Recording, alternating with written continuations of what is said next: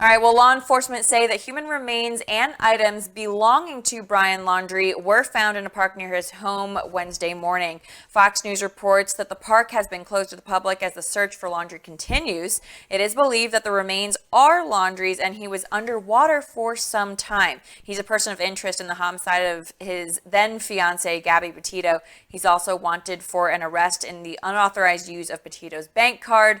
It's an ongoing investigation as of right now.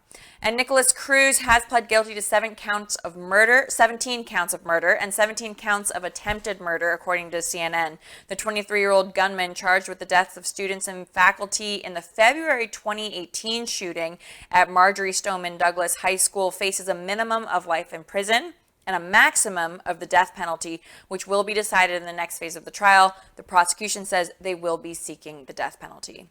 And more companies are making decisions regarding the vaccine and federal, state, and city mandates. In-N-Out in San Francisco has said that they will not be asking patrons for proof of vaccination after a city mandate not allowing unvaccinated people to eat inside spread across the city. CBS reports that the one location, the only one in San Francisco, was temporarily shut down by the health department, or the Department of Public Health, October 14th.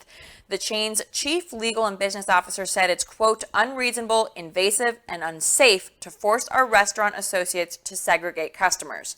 The restaurant has since opened without indoor dining. This comes after Delta and Southwest decided to not put employees on unpaid leave if they decide to not get the COVID-19 vaccine, and they have gone through the steps of the exemption.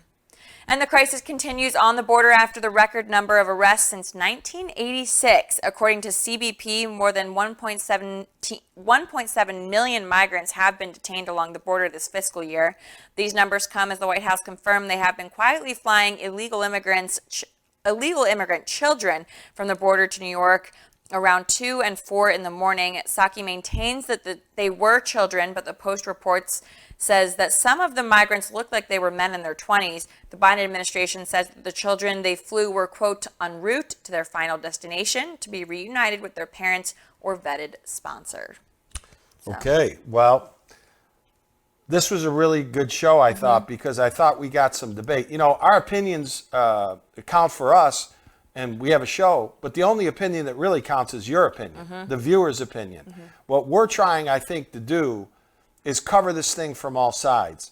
You know, I said last show, we'll wrap up because this has gone a little bit over in terms of our show time.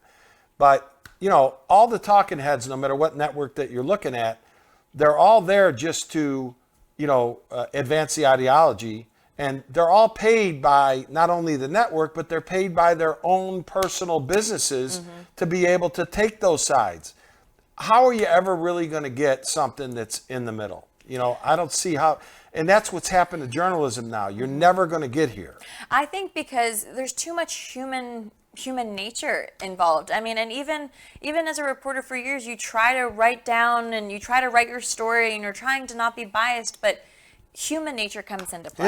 It does. But again, you know, I think you have to be fair about it. Yeah. And the problem is we get back to the opening.